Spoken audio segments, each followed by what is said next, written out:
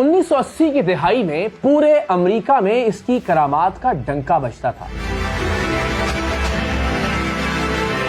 اس کا دعویٰ تھا کہ خدا خود اس سے بات کرتا ہے۔ یہ اپنے سامنے آنے والے مریضوں کو ان کے نام، ان کے مکمل پتے اور ان کی بیماری کی تمام تر تفصیلات بتا دیا کرتا تھا۔ John 3784 Archwood Road.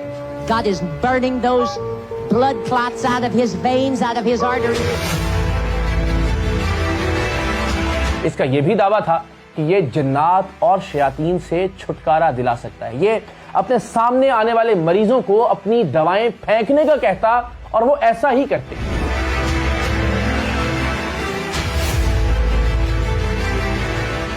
یہ ویل چیئر پر موجود مریضوں کو حکم دیتا کہ اٹھو اور چلو۔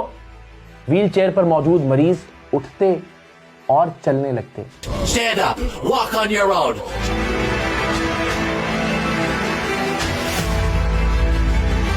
اس کا یہ بھی دعویٰ تھا کہ یہ پرانی سے پرانی اور لا علاج سے لا علاج مرض کا بھی علاج کر سکتا ہے، اس لیے کہ خدا خود اس سے بات کرتا ہے۔ ہزاروں کی تعداد میں پورے امریکہ سے لوگ اس کے مذہبی اجتماعات میں شریک ہوتے تھے۔ یہ مذہبی اجتماعات منعقد کرتا اور ان مذہبی اجتماعات کی ریکارڈنگ کے لیے اس نے درجنوں کیمرہ مین ہائر کر رکھے تھے۔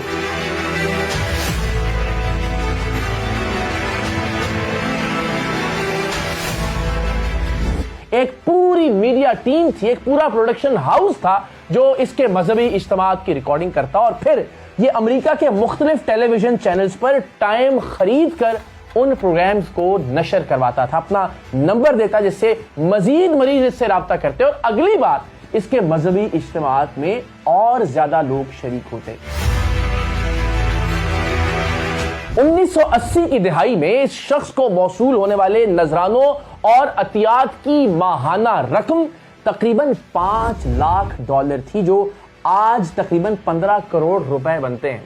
سو آج کے 15 کروڑ روپے یا آج کے $5 لاکھ 1980 کی دہائی میں کتنی ویلیو رکھتے ہوں گے، اس کا اندازہ آپ لگا سکتے ہیں۔ خدا سے باتیں کرنے کے دعوے دار اس شخص کا نام تھا پیٹر پاپوف۔ اور اب آئیے پیٹر پاپوف ہمارے شف شف والے بابا سے کس طرح سے مماثلت رکھتا ہے۔ دونوں شفا کے نام پر لوگوں کو لوٹتے رہے، دونوں خدا کے نام پر لوگوں کو لوٹتے رہے، دونوں مذہب کے نام پر لوگوں کو لوٹتے رہے، دونوں کیمروں کا استعمال کرتے رہے۔ وہ 1986 میں کیمروں کا استعمال کرتے ہوئے ٹیلی ویژن چینلز پر ایئر ٹائم خرید کر لوگوں کو بے وقوف بناتا رہا، اور شف شف والی سرکار یعنی حق خطیب سوشل میڈیا کے ذریعے لوگوں کو بے وقوف بناتا رہا۔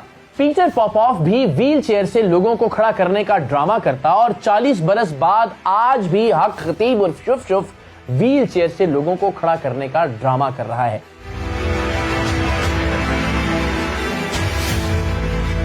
پیٹر پاپوف بھی اپنے خلاف اٹھنے والی تمام تر آوازوں کو شیطان کا ایجنٹ قرار دیتا، جبکہ حق خطیب اور شف شف اپنے خلاف اٹھنے والی آوازوں کو ختم نبوت کے خلاف قوتوں کا ایجنٹ قرار دیتا ہے۔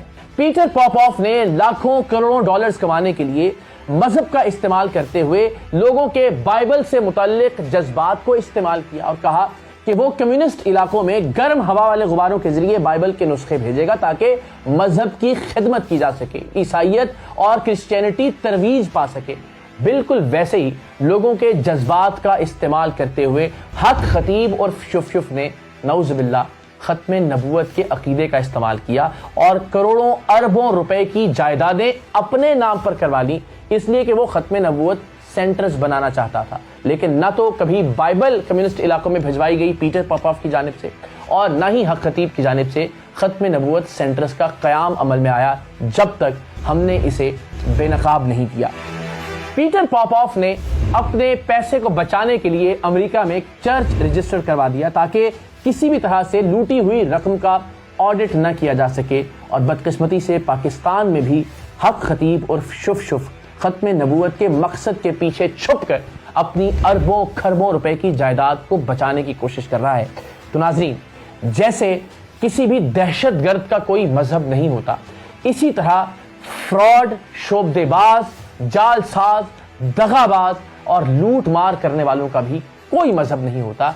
ये लोग महज मजहब का नाम इस्तेमाल करते हैं गरीब और सादा हलाल लोगों को लूटने के लिए, मरीजों की मजबूरियों का फायदा उठाने के लिए।